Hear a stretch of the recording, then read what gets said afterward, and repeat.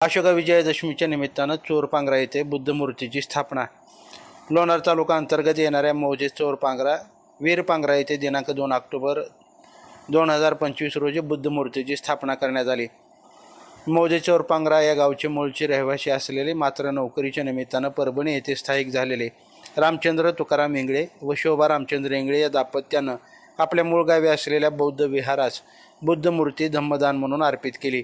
विजयादशमीच्या शुभमुहूर्तावर डॉक्टर बाबासाहेब आंबेडकरांनी बौद्ध बांधवांना बौद्ध धम्माची दीक्षा दिली. याचंच औचित्य साधून परभणी येथील भंते यशसंघ मित्र यांच्या धम्मदेशाने सुरुवात करून डॉक्टर बाबासाहेब आंबेडकर तथागत भगवान गौतम बुद्ध यांच्या प्रतिमेचं मूर्तिदाते यांच्या हस्ते पूजन व दीप प्रज्वलित करून बुद्धमूर्तीचं अनावरण करण्यात आलं.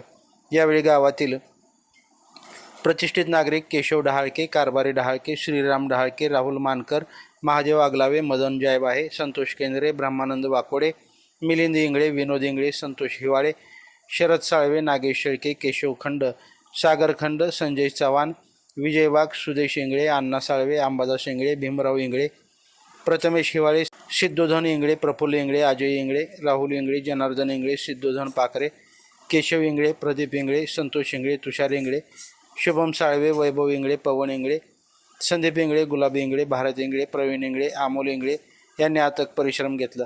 शेवटी त्रिशरण पंचशील घेऊन भोजनदानाच्या नंतर कार्यक्रमाची सांगता करण्यात आली.